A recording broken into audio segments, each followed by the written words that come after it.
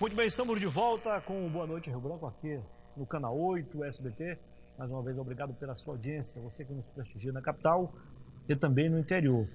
Eu tenho o prazer de conversar agora com o acreano que é sucesso no Brasil e no mundo, diretamente de Chapuri, Francimar Bodão. Seja bem-vindo. Boa noite. Tudo bem? Tudo bem. Você sempre com um sorriso estampado, né? Sim. E você tem motivo, né, Bodão? Porque só você e a sua família, seus primeiros professores, sabem as dificuldades que você enfrentou até chegar onde chegou. Né? Com certeza, Luiz. Foi uma batalha muito grande aí, mas hoje estou passando pelo auge da minha carreira, né? Foi uma batalha grande. Iniciei tudo lá em Chapuri, né, com o meu primeiro professor lá, e daí pro mundo. Você tinha quantos anos na época? De 9 para 10 anos, por aí. O que te levou, o poeta, também amazônida, Thiago de Mello, disse como precisa sonhar. Quando ele para de sonhar, ele perde também o sentido de viver. Falo isso direto. E a partir de quantos anos você começou a sonhar com essa possibilidade de se tornar um profissional e, mais do que isso, chegar no topo onde você chegou? Ontem mesmo eu estava falando com os amigos meus lá na academia, no CT, falando sobre isso, sobre sonhos, né? E eu lembro que eu era criança e eu falava isso pra minha mãe ficava me olhando assim, meio estranho, morava em Chapuri. Mas não falava nada? Não, ficava calada. E teu pai? O meu pai, ele faleceu quando eu era criança, então a minha mãe criou a gente sozinho, né? Mas eu falava já que, mãe, um dia eu vou estar ligando pra senhora lá do exterior. Ela, nossa, ficava me olhando. Também não reprovava? Não, de jeito nenhum. Ela só, vai sim, meu filho, você vai sim. E hoje ela chora, né, quando me vê, quando tem algumas vitórias, fica muito feliz, porque eu vinha falando isso desde criança. Desculpa sempre fazer algumas perguntas, é que toda vez que a gente vem aqui, a gente faz uma pergunta muito mais já no momento atual, e a gente não teve ainda a oportunidade de fazer uma entrevista diferente. Você tem quantos irmãos? 8. Você é o mais velho, do meio? Não, eu sou do meio ali. Como foi a reação dos mais velhos quando você começou a falar isso? Eles ficaram meio que chocados assim, né? Mas porque tá muito longe da realidade, né? Chapuri não tem tradição com luta, claro, o Acre muito menos, o Norte é muito difícil. E eles ficavam, nossa, só viagem dele, só deixa, tá falando brincadeira, ele tá brincando aí. Quem te inspirou no primeiro momento? Olha, eu me inspiro muito na minha mãe, né? A minha mãe é muito uma guerreira e eu sempre queria ter aquela vontade de guerra igual a dela. Minha mãe trabalhava muito para criar gente, para criar todos nós. Eu via que minha mãe chegava cansada assim, mas eu não vi nunca minha mãe tirando desculpa, tipo, falando que não conseguiu isso porque estava cansada, não ia fazer isso porque estava cansada, mas sempre ela estava conseguindo tudo que ela queria, né, os objetivos dela com muito trabalho. Eu me inspirei muito na minha mãe, como eu me inspiro até hoje. Legal. Vamos... Tem algum vídeo aí, né? Tem um material de apoio aí? Tá contigo aí, Márcio? Se tiver, pode soltar então aí. Senão, volta pra cá. É isso? Não, tá, tudo bem. Bodão, afinal de contas, a partir de qual momento você começou a pensar o seguinte: bom, não é mais sonho, é realidade, pode acontecer? Bom, muito bom, boa pergunta. Quando eu viajei para Fortaleza, em 2002, eu fiz uma luta aqui em Rio Branco, né? E depois dessa luta eu fui convidado para lutar em Fortaleza. E quando eu cheguei em Fortaleza eu fiz uma luta muito dura lá. Na época o nome do apelido do meu adversário era Pantera Negra, né? Um gigantão, um cara muito grande. E eu fui lá e nocauteei ele com 9 minutos de luta. Na época era 10 com mais 5 minutos. Agora não, que agora são 5 minutos. Isso. Mas antes era 10 minutos direto. E eu já tinha apanhado bastante dele. Nossa, eu era garoto ainda. E aí eu nocauteei ele. E ele ficava apagado lá e tudo, né? E depois todos os repórteres de Fortaleza, né, cearense, chegaram pra mim e falaram assim: nossa, você saiu do Acre, no Acre a gente nunca imaginava que ia ter lutador, e você veio nocautear um dos caras mais duros. Ele tá lá muito decepcionado no vestiário, que ele nunca foi nocauteado, e você veio aqui e nocauteou ele. Você é um top. Eu falei, não, essa é a minha segunda luta. E aí todo mundo falou, não, você tá carimbado, todos os amigos, todos os professores e tal, enfim.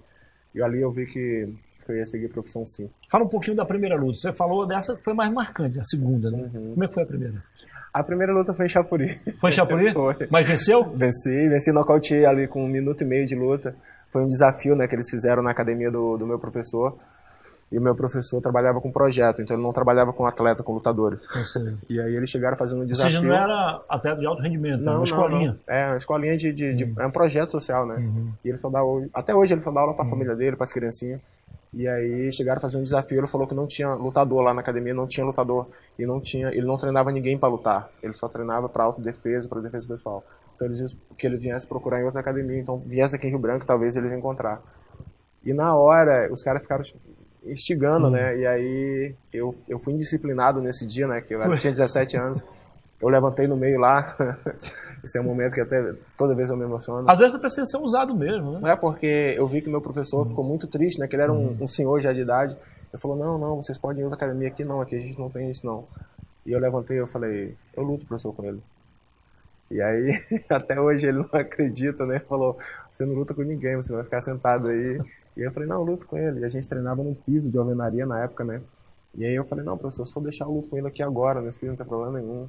E todas as crianças lá do projeto, né, que aí tinha... Ou seja, não é que ele quisesse te podar, ele estava tentando te preservar, me proteger. Ele não queria, talvez... ali foi o primeiro passo, né? E ali foi o início de tudo. E daí aconteceu a luta. Depois de um mês, os caras voltaram e falaram, então tudo bem, eu vou falar com a família dele porque ele é menor. E daí a minha mãe assinou com muita luta, bastante luta. Ela foi lá e assinou e me liberou pra lutar. Que ela falou, na primeira vez ela falou, nossa, foi o pior erro. E hoje ela falou, não, foi a melhor coisa que eu fiz da minha vida. Bom, quem acompanha bem a luta sabe que mesmo perdendo, às vezes, mesmo vencendo, às vezes você acaba se machucando e tal. Como é que foi a primeira? Cara, a primeira luta eu quebrei minha mão, né? Porque na época era sem luva ainda, não tinha luva. Hoje tem protetor bucal, enfim. E na época não tinha luva, não tinha nada. E daí eu lutei no chão, no piso do ginásio mesmo. E aí na hora que eu montei nele, eu fui dar o soco lá no rosto dele lá. E a mão passou e pegava no... Só que eu achava que tava pegando no rosto, mas tava pegando só no... Às vezes passava. E aí quebrou, ficou muito... Mas ficou tranquilo, foi a primeira luta, deu tempo ajeitado. Na hora lá aquecido você sente, não sente? Não, depois, de jeito nenhum, assisti depois, a adrenalina é muito forte. Mas aí tranquilo. Zerado. Não foi motivo pra você desistir, ao contrário, vencer não tá... Não, essa já nocauteou vários caras. Legal. Nós vamos ter depois um tempo suficiente pra gente fazer uma entrevista contigo diferente lá no centro de treinamento. Lá você tem duas coisas ao mesmo tempo, tem uma escolinha, que é um trabalho social, mas também você trabalha com atletas já preparando os novos campeões, é isso? Você não sabe o carinho que eu tenho. Eu amo muito esse meu Acre e eu tenho que fazer isso porque a gente precisa, os atletas precisam disso, os garotos precisam que tenha alguém para fazer alguma coisa por eles. E eu tenho bastante garotos hoje lá para mandar aqui no Brasil, né, para colocar em eventos nacionais, mas também internacionais. Hoje estou levando já um para os Estados Unidos e já estamos agitando Quantos outro. Anos ele tem 17 anos. E é uma promessa. É uma promessa. Ele está indo para Las Vegas lá. Ele vai ter uma oportunidade que você não teve. Você primeiro teve que vencer em Chapuri, vencer em Rio Branco, vencer no Norte, aí vai. Eu falo isso todo dia, Muniz. Eu falo que vocês estão perdendo. Ele vai ter um caminho mais curto, né? Bem mais curto, tudo já bem mastigado, já tudo já encaminhado ali, já com presença de meus empresários. Vou apresentar todos os caras que eu acredito, né? Meu empresário vai sim conhecer todos os meus alunos, todas as pessoas que estão do meu lado, para já ter um caminho mais fácil, mais tranquilo. Quem foi que fez a ponte entre você e as grandes organizações que lidam com boxe? Foi muito difícil, foi bem complicado, porque eu tive que errar várias vezes para poder acertar.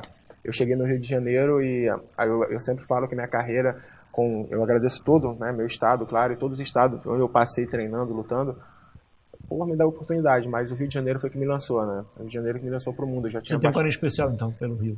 Eu tenho. E os carioca também têm um carinho muito grande por mim.